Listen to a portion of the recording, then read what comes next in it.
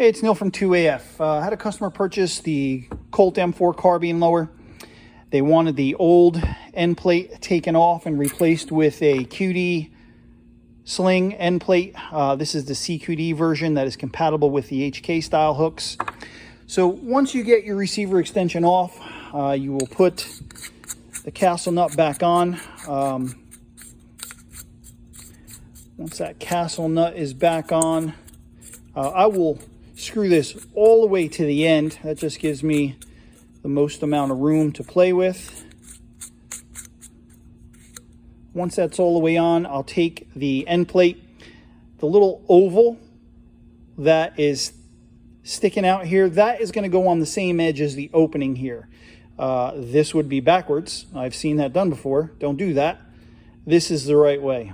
So once I've got this on here as well, I'll usually take just a little bit of lube and put them on the threads here. As you screw that in, it's going to spread around. Make sure that the buffer, detent, and spring are still in there. I'll push that down with my thumb. I'll be cautious that the detent for the takedown pin is still in. I'll twist this pin and take it out, and that means that the detent is still in there. So I'm also just going to clean up these threads. These had a really tough staked end plate on there before, so you can see it kind of dug into the threads here. So I'm just going to kind of clean those up real quick before I start screwing those in.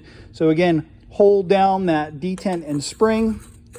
Start to screw this back into your lower. Right, as soon as that tube starts to cover that buffer detent, right, I'm going to try one more time. And again, this is the extended, this is the part that has the adjustments for the stock. That has to be at 6 o'clock at the bottom. And see, now that's not going to turn anymore. So I've gone too far.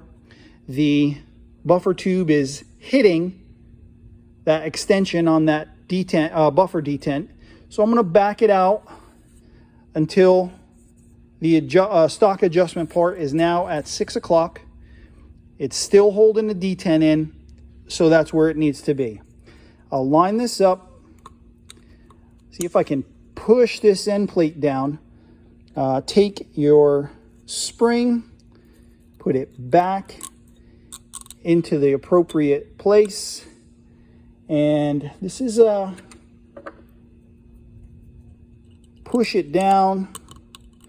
Try and get it so where it's as straight as it can be. Right? And then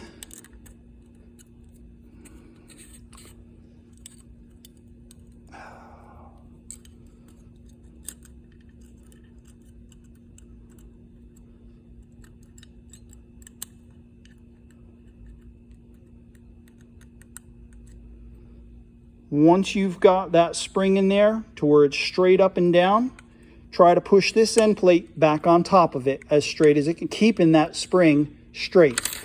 Once that's on there, I'll hold this down with my thumb.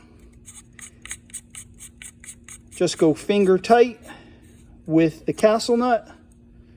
And then I'm going to go into the reaction block. So the opposite of how we took it off.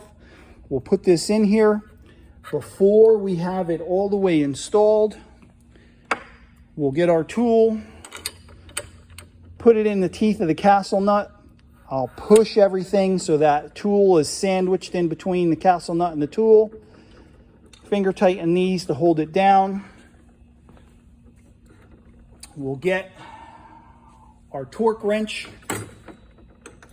And then for your castle nut, you want to have it right around 40 foot-pounds. I'll have this in here, hold the grip, because this specific tool doesn't have anything to hold the bottom part of the lower. And if you don't do that, this will start to twist around, and you don't want that to happen. So now I'll start tightening this with the torque wrench until I'm right at about 40 foot-pounds. There's 30, 35. There we go. We're right at about 40 there. And that'll be good. I'll put this tool away. Take the castle nut tool out. And now we want to stake it. So what you'll do is you'll look for these little cutouts in the castle nut. You got one here and one here. What I'm going to do is I'm going to take the staking tool. I use this one. God, I don't even know who it is anymore. I'm sorry. Mayhew. This is the Mayhew punch. And because I've got these kind of on the side, there's not one on the top, I'll take this, I'll put it back in my reaction block.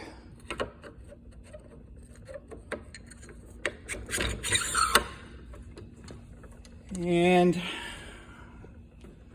you kind of want to imagine this end plate, draw a line right through the middle of it from here to here. And you want to kind of put the staking tool on the half that's closer to the castle nut. Now you don't want to be in too close to the castle nut, otherwise your stake is just going to kind of blow out and the material won't get in there. But you don't want to be too far away either, otherwise the material is not really going to go in there. So what I'll do is I'll just kind of lightly tap this. Yeah, it's a little too far out, so try that again. Lightly tap it. That's a good spot right there. All right. I'll put the staking tool back in that hole that was better. And I'll give it a pretty good smash with the hammer. Do it again. You'll just do that until you've got enough material displaced into that cutout.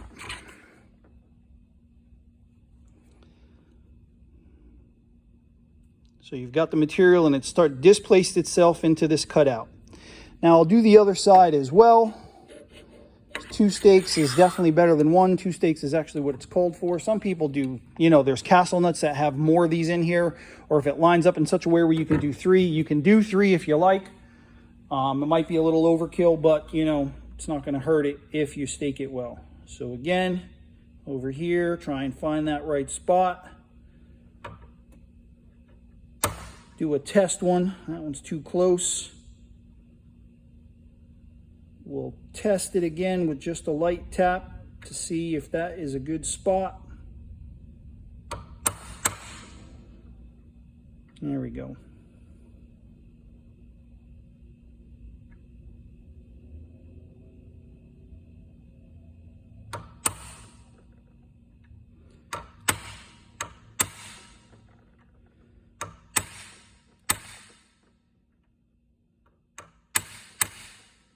All right, we've got the material displaced in there.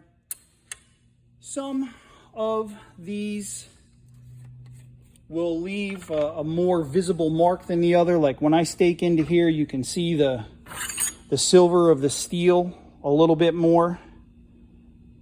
So what I'll do is I'll just get like some permablue or something like that, something that'll blacken up those silver spots. And that is really just cosmetic, and you'll see it'll blacken it right up again, so you can't really, the stakes aren't so glaring. And then just wipe it up and you're done. So kind of a lengthy video there for something that's pretty easy, but there's a lot of steps to that. And it's done. All right, it's Neil again from 2AF. Thanks for coming. Let me know if I can help.